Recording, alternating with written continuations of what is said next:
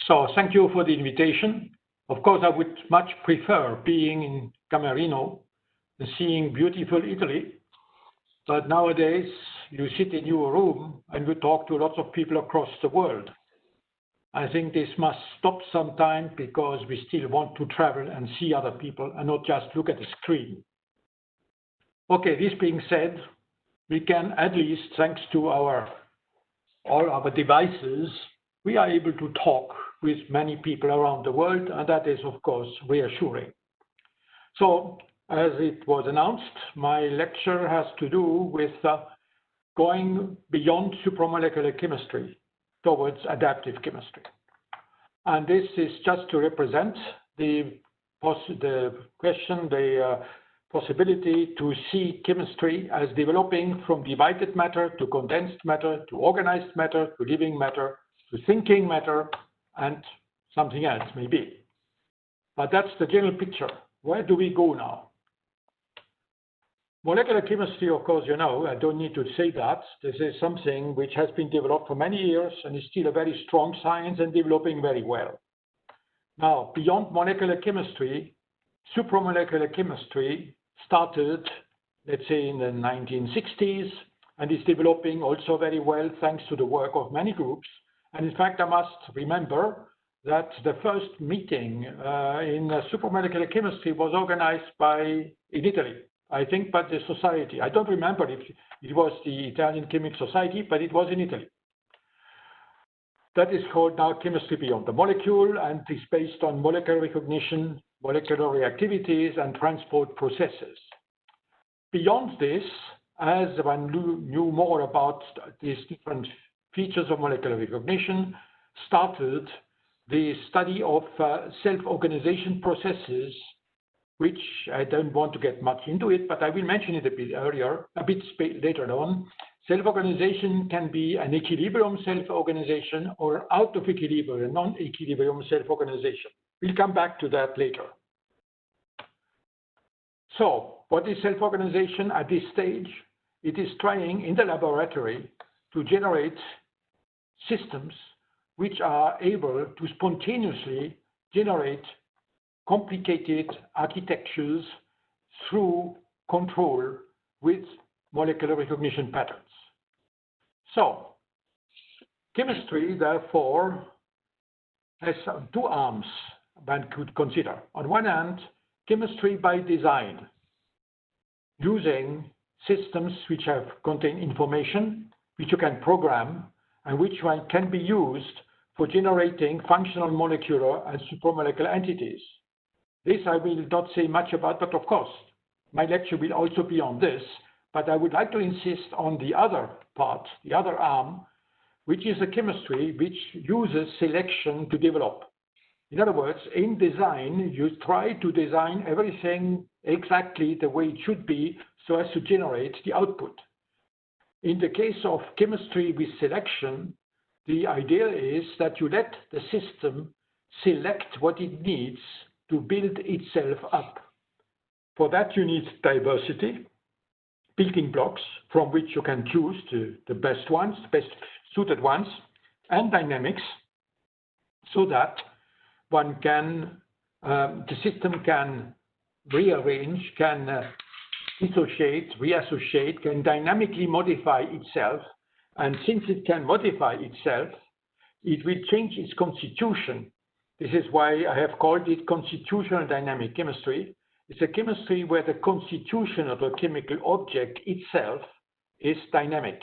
I insist on the fact that these dynamics are not motions, they are not reaction dynamics, but they are dynamics in the constitution. The chemical object becomes dynamic, able to dissociate, to reassociate, and to respond to agents in the medium.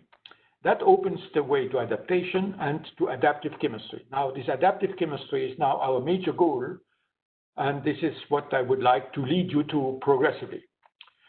Now, how did it start? At the beginning, of course, many years ago, we worked a lot on designing systems. This is, for instance, the case, and this was for me the introduction to this, where we led where we started this in this area, assembling helical metal complexes. And we made double helices and triple helices many years ago now, with the idea, first of all, to show that we can make double helices. Like DNA is sort of a symbolic object, and we can also make triple helices by association of strands, molecular strands, linked together by metal ions. The double helix and the triple helix were formed by connecting two strands together with copper-1 ions, and you see on the right-hand side the crystal structure of that one, and then a triple helix from 3 strands and metal ions of hexacoordination, which would be then this triple strand like with nickel or iron or cobalt or things like that. So that was a design approach. But then we were rather quickly, but yeah, okay, now already quite some years ago, we were interested in doing an experiment which usually you don't want to do. We chemists want to have pure products in our bottle. Our samples have to be clean. But we asked ourselves, if we mix things, what happens? For instance, if we mix the strands which make a double helix and copper-1 together with the strand here which makes triple helix and nickel-2, what will happen? Will it give a mixture of everything possible, or will it be selective, select, self-sort, so as to make the right species, the double helix and the triple helix? That is what happens. One gets the double helix, one gets a triple helix. No crossover. We call that self-recognition or homo self-sorting for the same entity so as to get this double helix and this triple helix. That was an indication of the fact that out of a mixture, one can get very specific products if it is well set up. The next step, the next indication about where to go was this following one. This is again this entity which gives the triple helix, and here we use iron 2, an iron 2 salt. And what happened is that with iron chloride, we got this rather nice looking molecule, a cyclic helicate, circular helicate as we called it, circular helicate, which has 5 iron centers and a chloride in the middle, very important. The crystal structure showed that indeed it was a circular helicate. You see here the 5 units, white, blue, red, yellow, and green units. And here you see the irons. And in the middle, you see the chloride. Now, this chloride was very strongly bound. So, in addition to just seeing that, okay, we produced a very interesting entity, what about why does it form? Why does it form? Why do we obtain that and not another combination? Because it could get a square, it could get a hexagon, and so on. So the idea came up that maybe chloride, which is very strongly located here and bound to this unit, is pushing the system to make this pentagon. And if we change chloride for sulfate, then we get a hexagon. But that was quite informative because it indicated that depending on what counter ion we have, iron chloride gives the pentagon, iron sulfate gets the hexagon. And when you remove the sulfate, replace it by chloride, you go back to the pentagon. So that suggested that in fact, what we had is a collection, and what we had is a potential collection of either a square or a pentagon or hexagon or a mixture of those. In other words, that the system was adapting to what was in the environment. It was a dynamic library of circular helicates where adaptation was brought into the system depending on which counter ion was present. This then led to the idea that why not try to exploit these properties that dynamic systems can adapt. So, thinking back then on supramolecular chemistry, we can realize that supramolecular chemistry is a dynamic chemistry. I mean by that the constitution of a supramolecular object is labile because the non-covalent interactions are labile. And so a supramolecular object can fall apart and reassociate, maybe by exchanging components. And this is what you may call a dynamic non-covalent chemistry. But then also you ask yourself, at least it's a question one can ask, if supramolecular chemistry is dynamic in its constitution, can one also exploit dynamics in covalent molecular chemistry? This can indeed be done by importing into molecular structures reversible covalent bonds. In other words, doing something which usually one does not want to do, which is to try to introduce covalent bonds so that a molecular object can fall apart. And this is dynamic covalent chemistry. If we put both together, non-covalent and covalent, both aspects can combine into what you may call a constitutional dynamic chemistry. So it is a constitution of either a supramolecular object or a molecular covalent object that becomes dynamic. And that then makes possible adaptation to the variation constitution and opens the way to the adaptive chemistry. So that is now our field we are developing mostly. What is it good for? Why do that? What is the interest of doing something like that? The interest is that we can generate dynamic libraries, that means mixtures of constitutions of compounds having constitutions which can exchange pieces, having dynamic diversity, and then operating selection based on recognition processes. And this can then lead to interesting developments, like for instance, looking for biologically active substances, looking for dynamic nanodevices, and also dynamic materials and polymers. So let's have a look at these things. Of course, by doing so, we can combine diversity, that means combinatorics, and information science, informatics recognition process. A recognition process is, of course, an information process. So this is an interesting combination. This type of chemistry can combine, on one hand, the diversity linked to recombination of pieces and the information content, which is then provided by recognition processes. Now, let's have a look at dynamic covalent chemistry. Dynamic covalent chemistry is based on reversible covalent reactions. And one of the emblematic, one of the most important ones, if not the most important, is the condensation of an amine with a carbonyl compound, leading to imine formation, which is a very widely used reaction, or other type of amines like anhydrazine, which gives an ethyl hydrazone, and so on. So many, the many NH2 groups which exist in organic chemistry of different types can be combined with many aldehydes, ketones, and so on. Let's focus on imine formation. What can one do for that? We can try to search for biologically active substances, as I mentioned already. This means also it can be of use for drug discovery. In which way? Let's have a look at this. Suppose we have a mixture of different components, represented here by these objects, which have different colors and different shapes. And each one bears a functional group which can reversibly interact with the others. So if you mix those components together, they will combine in all possible combinations and generate a library, a combinatorial dynamic library with high diversity of constituents. And these constituents represent, in principle, the space of all possible combinations of the starting components. Now, in classical words, you would say that is a terrible mixture. What can you do with such a mixture? In fact, these mixtures indeed are a complicated mixture, and in older times you could not analyze them and just you throw it into the sink.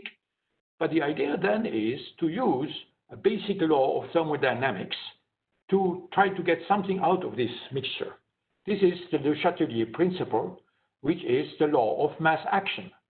If you add to such an interconverting mixture, a mixture of interconverting species, constituents, you add a given receptor, which has, for instance, that shape.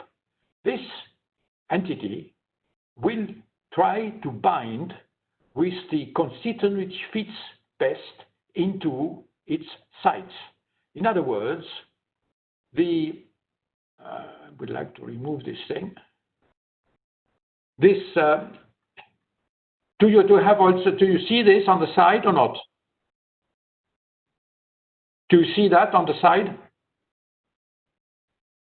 Is it not hidden? Yes, we see. You see it? Okay, good. So on this, because here by this object, this is a thing which is sort of hides this. Do you see the right-hand side of my picture? Yeah? Yes. Microphone. Sorry? What do you say? Jean-Marie, I see all is perfect. Oh, you think? Okay, very good.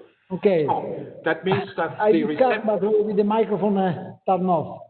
Okay, sure. So the receptor added to this mixture then selects the best of these constituents, which fits best. And this, you may say that the lock assembles its key. In other words, the system drives the assembly of what fits best.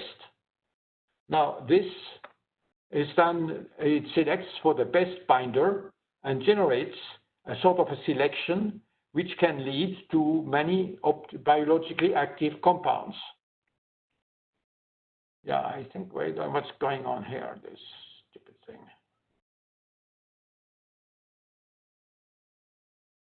Okay, so the dynamic system adapts to the addition of the receptor site.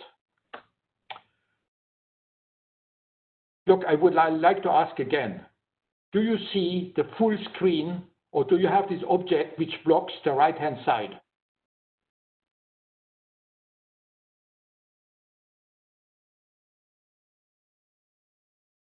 Huh? What happens?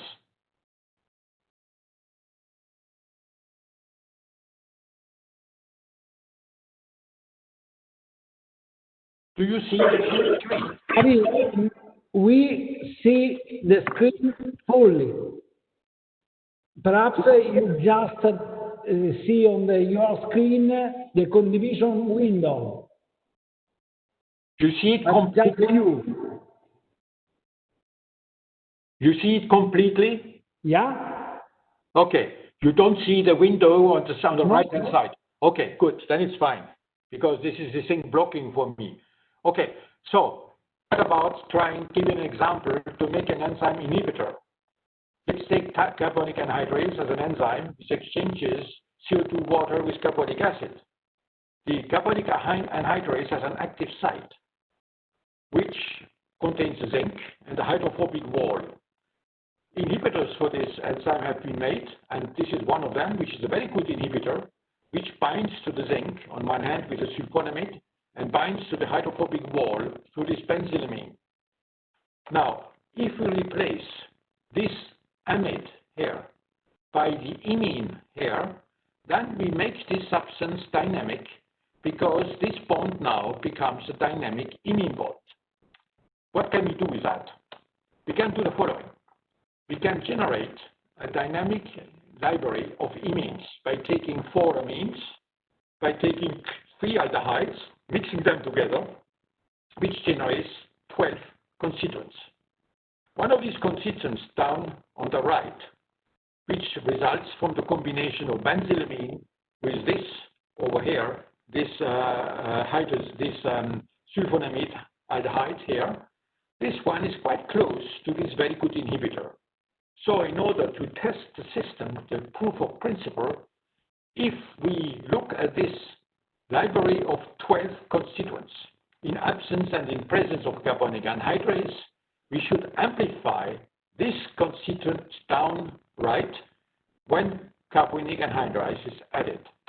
Indeed, if you look at just 2 components, 2 constituents of the mixture, this one here, which is the one we are looking for, and the one on the right, which is one where, which is a different one, both have in the liquid chromatography diagram about the same amount, same fraction, in absence of carbonic anhydrase.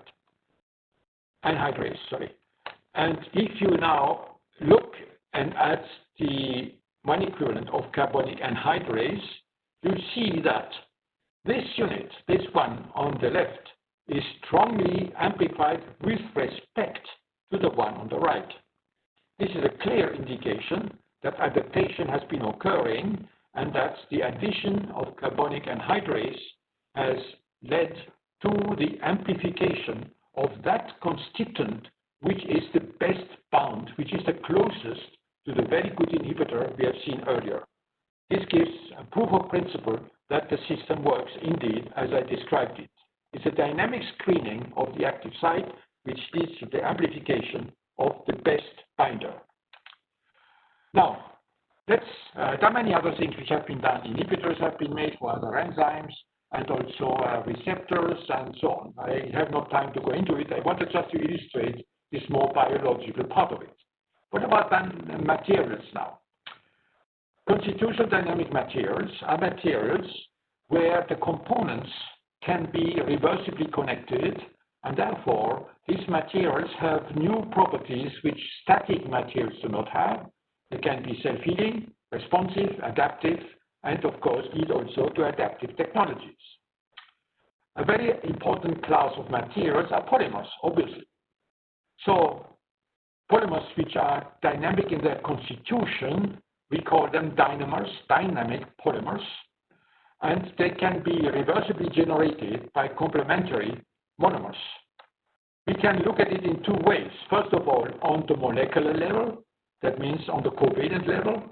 If this is a monomer with two functional groups, and that's another monomer with two functional groups, the yellow ones and the red ones being able to combine by making a bond, a reversible bond, like an imine or a disulfide, then you can generate a linear polymer where the connections here between the monomers is achieved by a reversible combination, a reversible connection of functional groups. On the other hand, we can also have this as a non-covalent supramolecular polymer, so supramolecular dynamer, where now the yellow and the red groups are recognition groups which are selective for each other and which combine in a way to make now a polymer which is a supramolecular polymer, an entity in supramolecular chemistry, where this connection is now not a reaction process, but it is a recognition process. So let's look at supramolecular polymer chemistry first. And what we see here is that supramolecular polymers can be produced, and we did that in 1990. I mention it here because it will be important in a moment, you will see. This is why I mentioned that.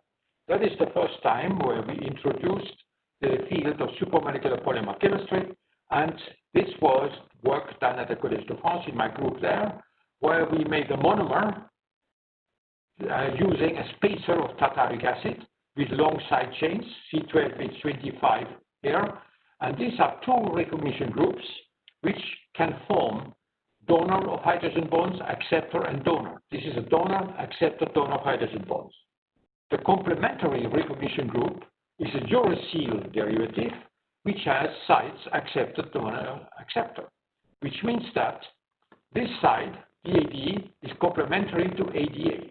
So recognition can occur, and if you mix them, you generate a supramolecular chain where the binding between the molecular components is achieved by establishing three hydrogen bonds, which links these monomers together.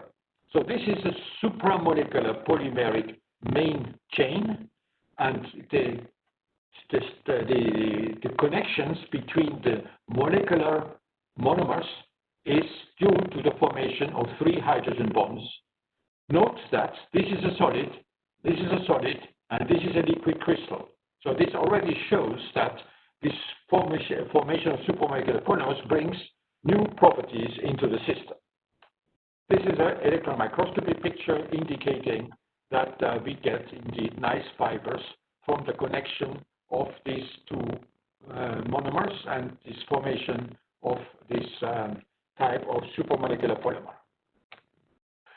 Now, why did I want to show you that? Because these supramolecular polymers, when you look at them, they can also be used to make biomaterials. Jean-Marie, sorry. I am listening a noise. I am listening a noise in my microphone. Is this noise common to other people? Hello? Is this noise common to other people? Yes. Okay. Yes. So, Maybe somebody can help. Should I switch off my loudspeaker, perhaps? Perhaps? Let's see. Okay, let's try. What about what is now? No, try to speak again. Is it fine? I don't hear you anymore, but could you show it with your finger? No, it's still, there is still a problem in the voice. There is a serious noise. Yeah, I know there's a resounding noise. It's difficult. Because it was not always present. At the beginning of your presentation, there was no noise. It was quite good. How is it now? How is it? No, it doesn't work. So still noise. Still noise, yes. If I speak not so strongly, if I speak less, is it better? Right, now? you don't speak too close to the microphone, I think. It's not a problem of closeness to the microphone. No, I think it's the machine. It's somewhere. The machine, yes. Maybe people who attend should switch off their microphones. Yes, that's a good idea. Everybody should switch off. Everybody shut off the microphone. But all microphones are turned off. All microphones. Is it better? Is it better now? Perhaps you can turn off and turn on 2 times, Jean-Marie. We can see the difference of the webcam. Perhaps you can read the webcam. So what should I do? Should I continue? Yes, I think you must continue. If You we don't can find the start way to again. reduce the noise, we continue this way because it's quite understandable, despite it's a little bit disturbed. So is it good now? I am a bit further away from my microphone. Is it better now? No, really no. Not better. Not better. Okay, that's a pity. Yes, You can, okay. You can But, continue. continue, please. Okay. So these supramolecular materials have been transformed into biomaterials, and this was done thanks to the work of biocompatible polymers done by a small company, which is now getting bigger, of course, which developed biocompatible polymers for biomedical applications. And they made for cardiovascular implants, which were used to reconstruct the heart of children having a severe congenital cardiac malformation. This was very interesting because, as you can see here, this is a young girl, Dominika, a young Russian girl, who was implanted on October 23rd, 2013, by this surgeon, Professor Leo Bukiria, at the Bakulev Scientific Center for Cardiovascular Surgery in Moscow. See, this is 3 months after implantation. This little girl is in very good shape. This was 2013. It was 7 years ago, and she's in good shape. And this then is, was, of course, for us fantastic. But we note also that from the introduction of the concept of supramolecular polymers to the introduction into a human being, it took 23 years. So it's a long way to go. But when it succeeds, it's of course very, very nice to realize that in addition to doing basic science, it can lead to very, very nice and useful applications. By the way, the sound now is perfect. Okay, very good. Okay, thank you. That's nice to hear. So now they have also developed, the same small company, Celtis, has developed also heart valves which was implanted in 12 children. This was now several years, was already 2 years ago, something like that, in 12 children in Budapest, in Krakow, and Kuala Lumpur. And that's, of course, a bit more complicated because a pulmonary valve has to beat, has to open and close. But you can see that these supramolecular materials have led to a very interesting medical application. But it took a long time. This is usually what I like to say, where there are people in the audience who are administrators and so on, telling them that basic science, you need it first. It will lead to applications, but it may take a long time. So another application of interest is self-healing polymer films. This is a film which looks quite nice, very transparent. You can cut it in two with scissors. You can then superimpose the two ends and press with your finger here. Just press with your finger, and then you can stretch, and it sticks. So this is a polymer which is self-healing, and just a few minutes of superimposing and pressing with your finger gives a film which is again healed, which is restored almost completely in its strength. These are just the measurements. I don't want to insist on that. Now, what about also looking at covalent polymers, covalent dynamers, which result, for instance, from the combination of a dialdehyde here with a diamine to give polyimines. What can you do with this? These dynamic polymers, these covalent dynamers, can undergo component recombination. And let's have a look at how this can operate. Suppose you make a first film on top, which has a given dialdehyde A and a given diamine B. They combine to give AB, AB, AB chains. So this is a film which is a polymeric film containing AB, AB, AB imines, polyimines. Now you can take another aldehyde, A prime, another diamine, B prime, and you make A prime, B prime, A prime, B prime, A prime, B prime, another polymeric film. And then you superimpose them. You put one film on top of the other one.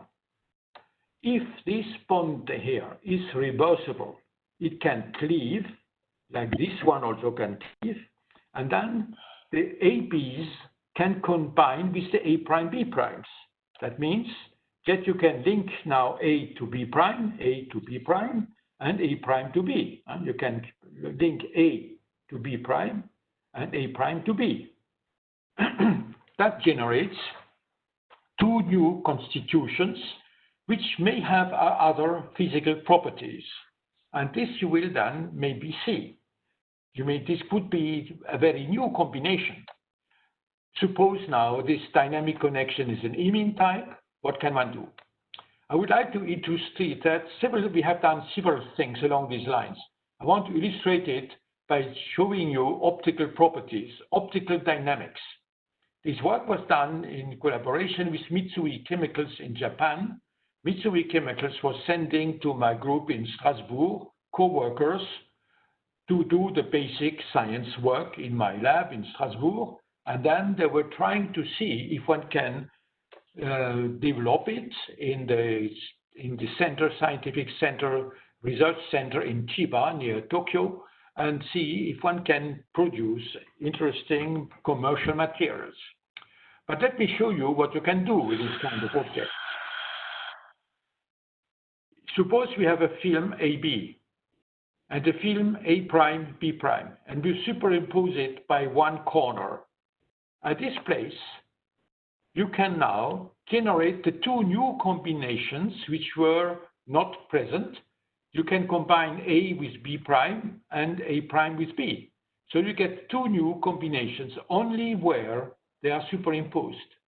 If one of these two new combinations has an optical property, it will be seen. You can see it. It can be color or it can be fluorescence. So my co-workers, my Japanese co-workers, they made this little, here, this nice cat head, where the head and the ears are the polymer AB, where inside of the ears, the eyes and the mustache is A prime, B prime, and then you heat it to get the reaction going faster. And what do you see?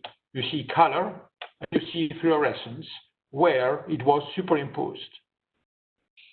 This indicates that indeed you have generated new constituents, and one of those at least, either AB prime or A prime B, has a color and has a fluorescence.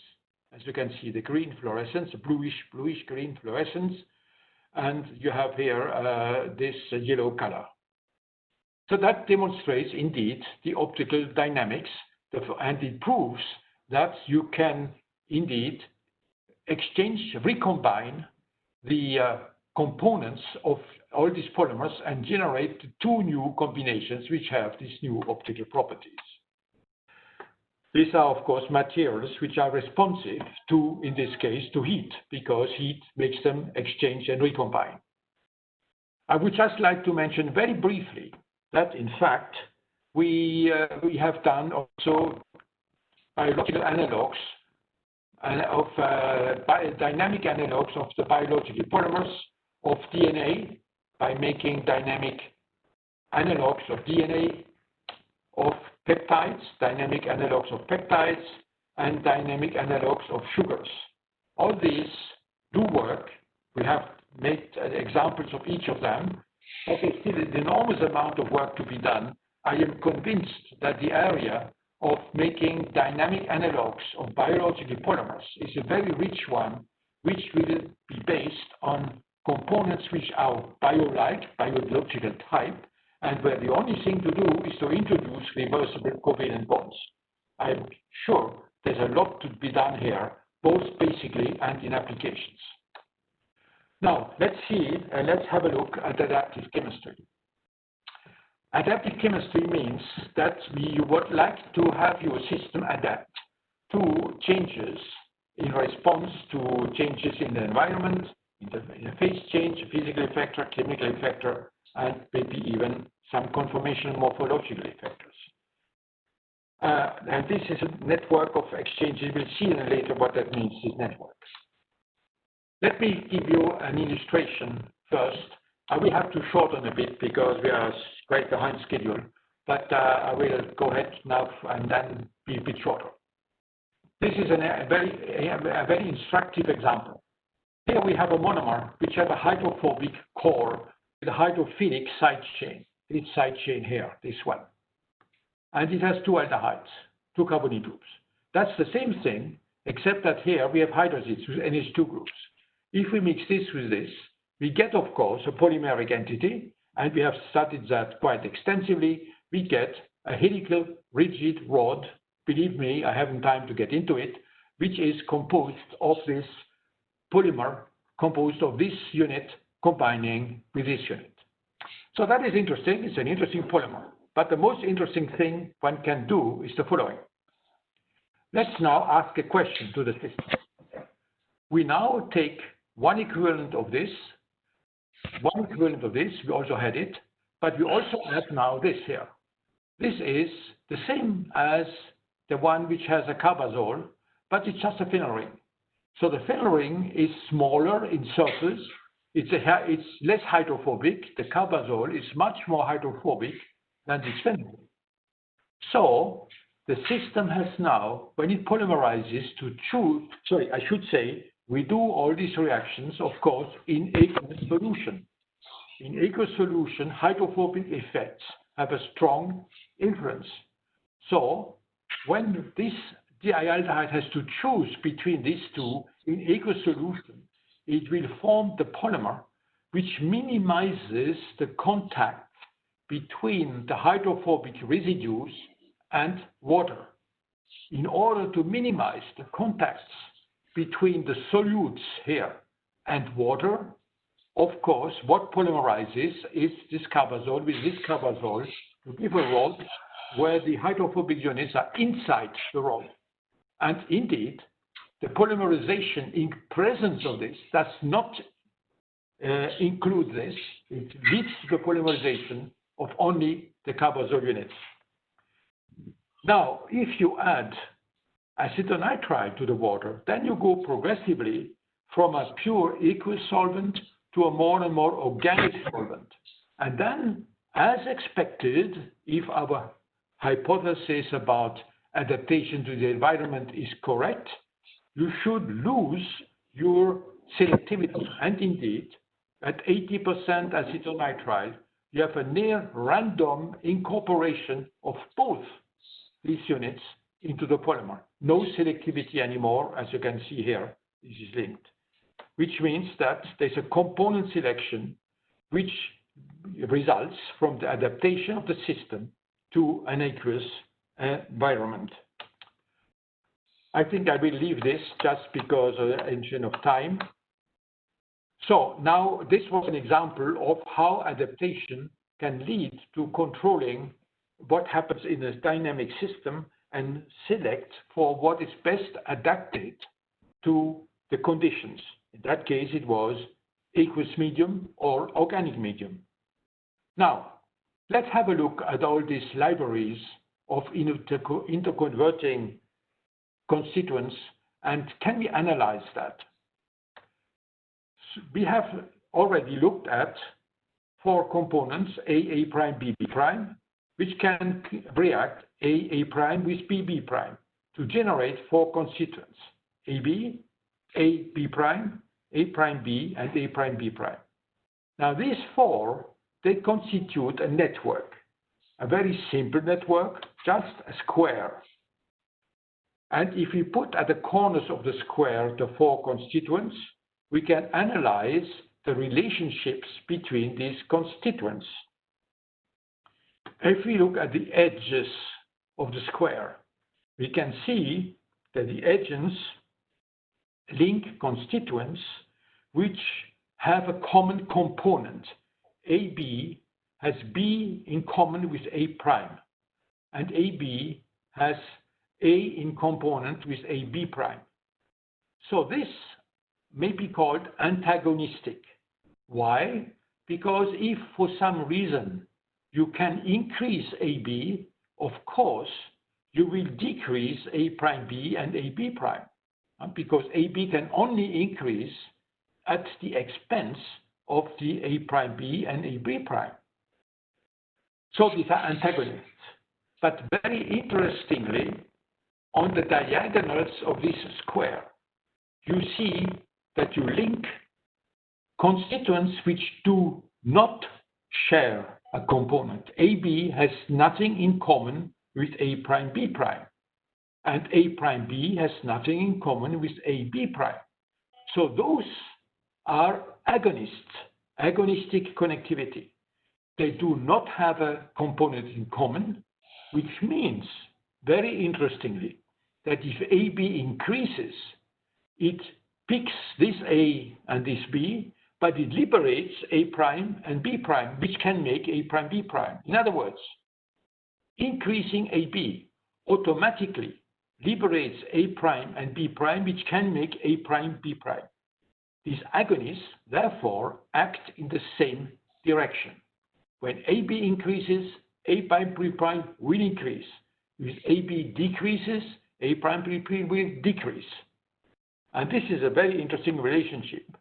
So, you can, of course, modify the amounts of the constituents by different ways, different agents. And these are adaptive chemical networks, because if one changes, if one of the constituents changes in this network, it's a simple network, but it's important, the other ones will know it. They will know what happens. So let's have a look, for instance, in a very simple case. These are 4 ligands, AB, AB prime, A prime B, and A prime B prime, 4 ligands.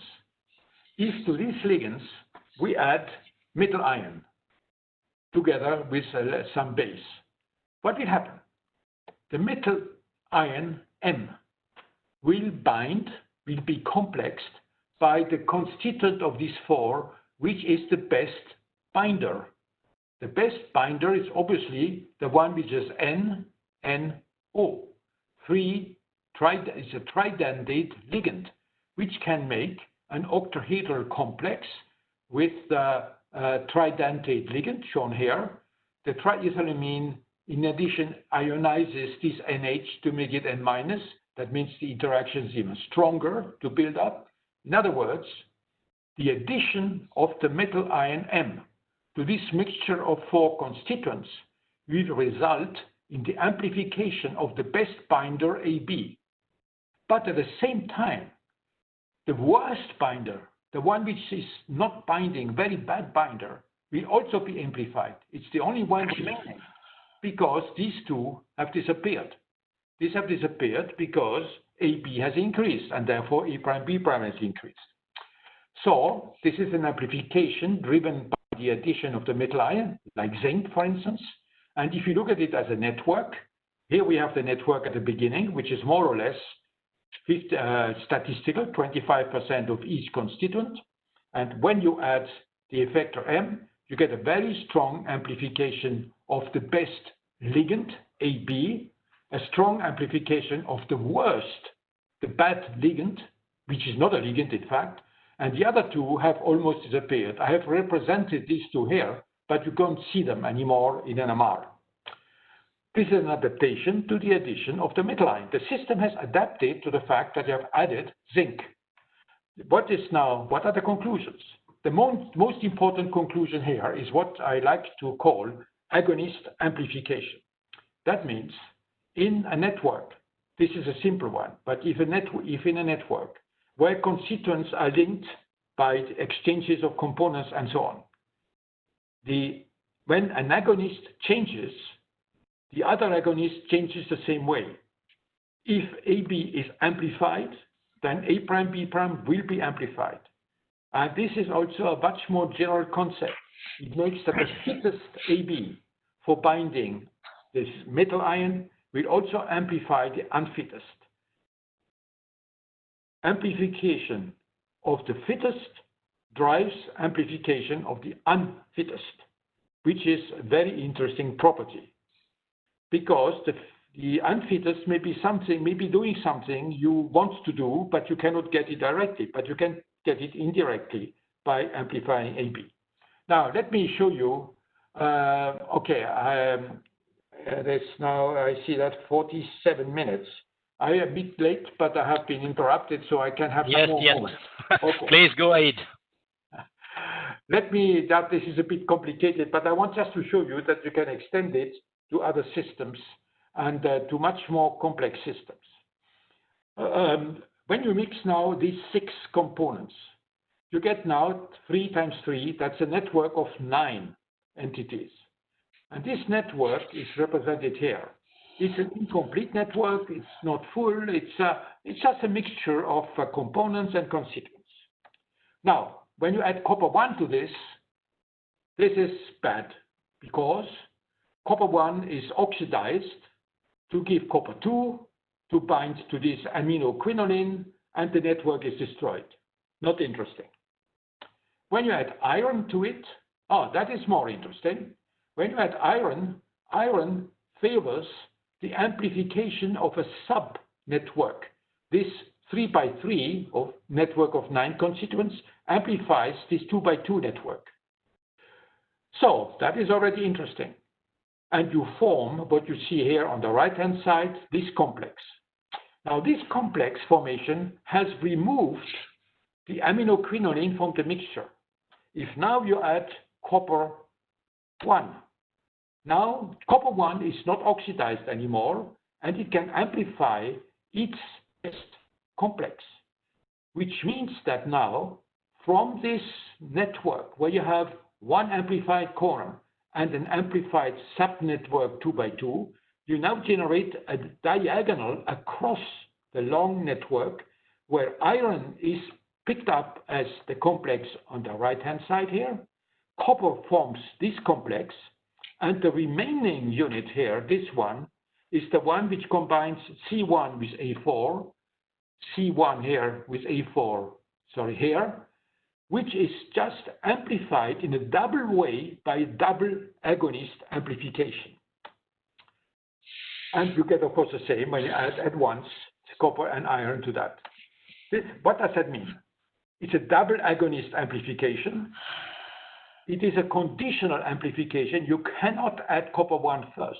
You must first add iron and then copper 1, which makes it introduces a hierarchy into the system, a sequence. You have to follow a sequence. And this then also is another interesting concept, which is that increasing the complexity leads to a simpler output. You see, at the beginning, you start with a mixture of things. It's very difficult to get anything out of it. You add only you add only copper, goes to hell, destroyed. You add only iron, it's good, but it's still complex. But now you add copper, and now you have only 3 things left and a little bit of something else. So the increase in complexity has led to what you may call a simplexity, a simpler output by dynamic competition.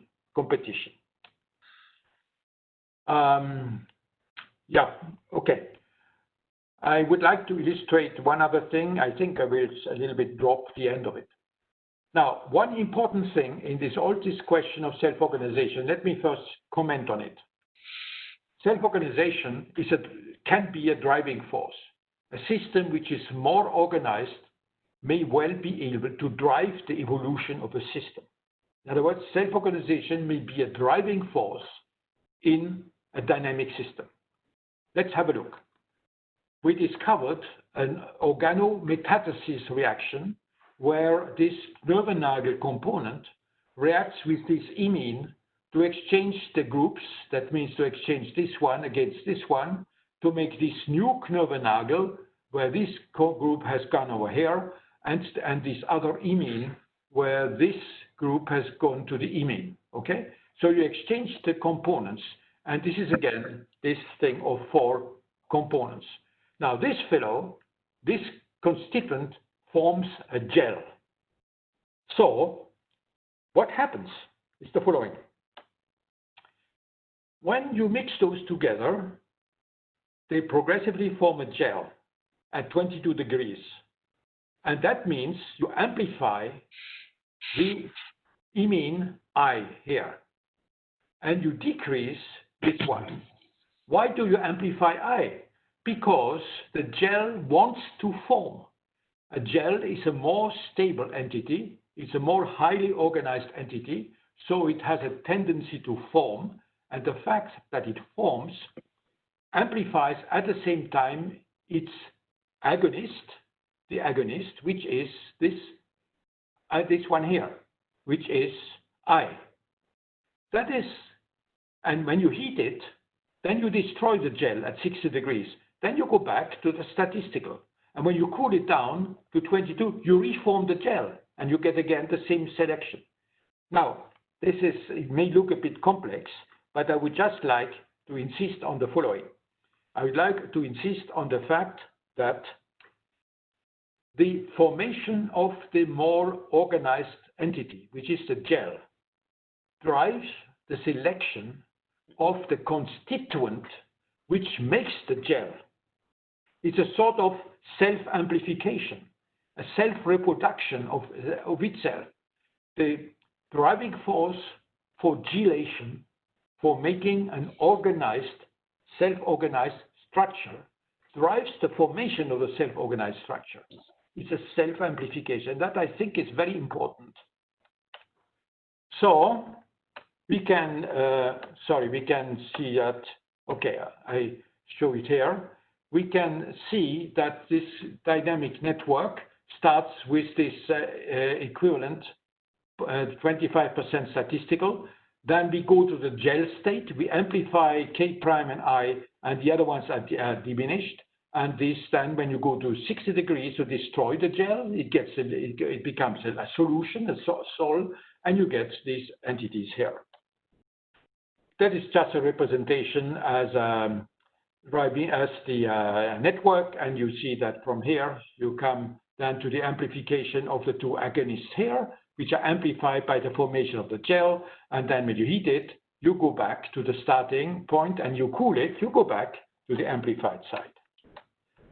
So the fittest amplifies the unfittest, a self-organization driven component selection. Okay, let me just get one other section and then perhaps open it to discussion.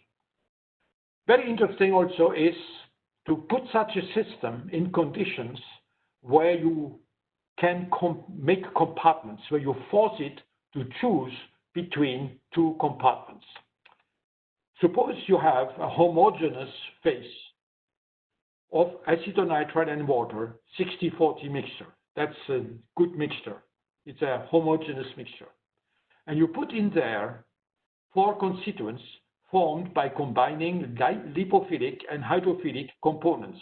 In red, the lipophilic, in blue, the hydrophilic. These things here are functional groups which can form a reversible bond. So these things can exchange, and they get a certain distribution.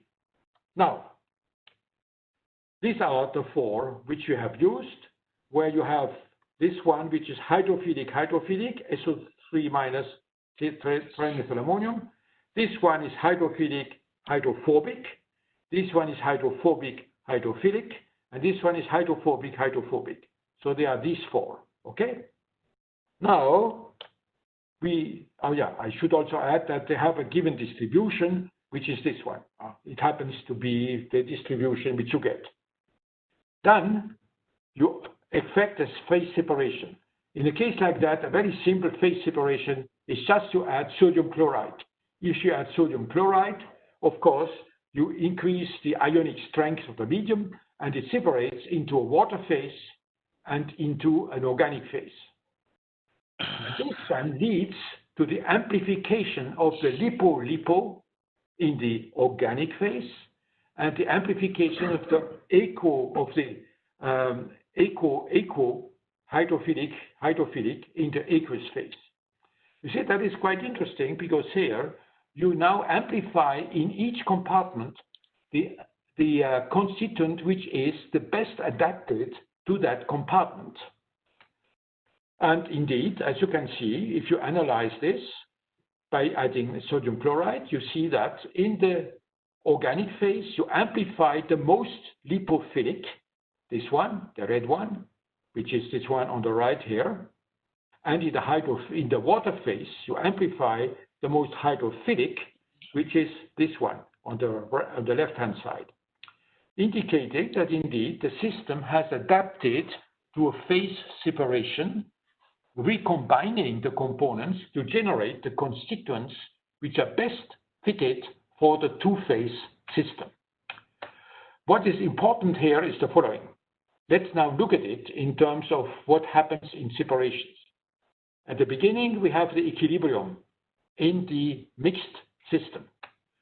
We phase separate.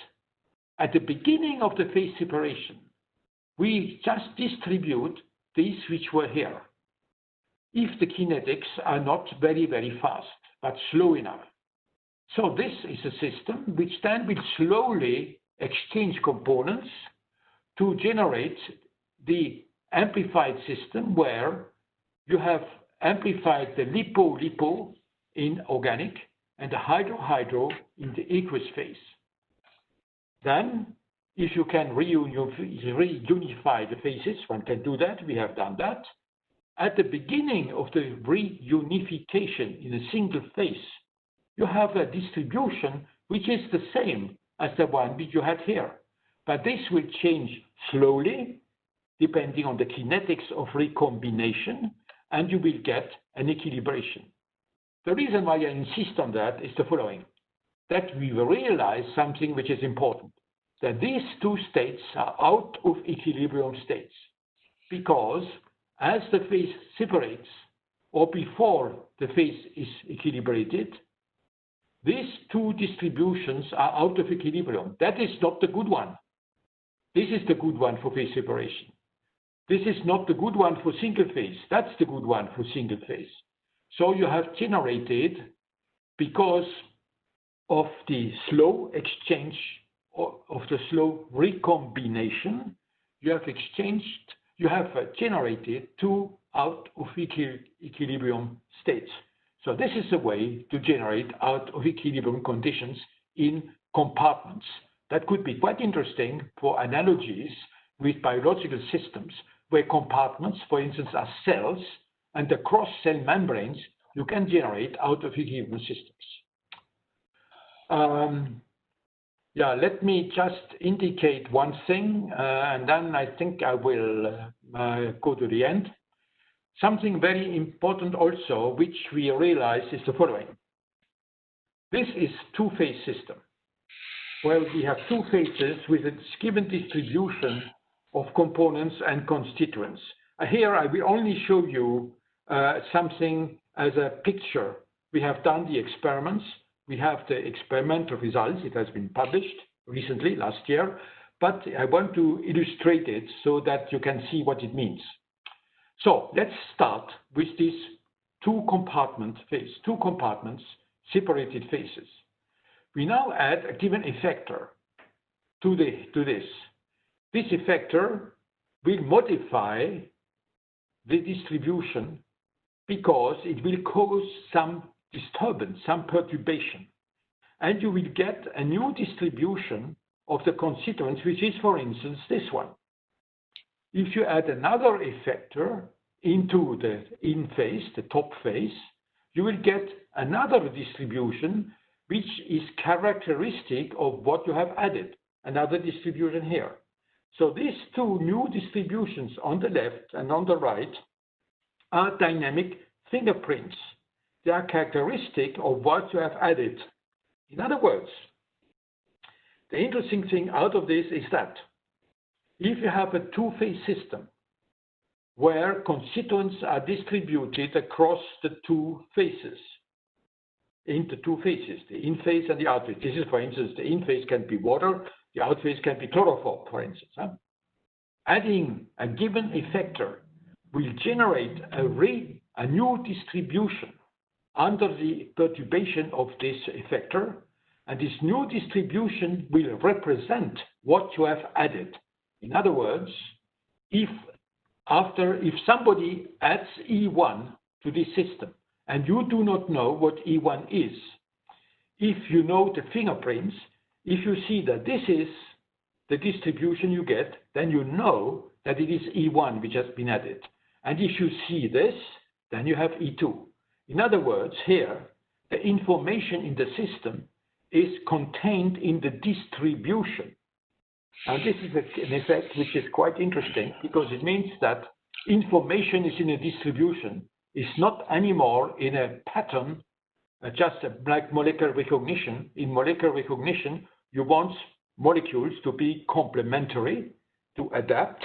But here, we have information in a distribution. The distribution tells you by the characteristic fingerprint what has been done.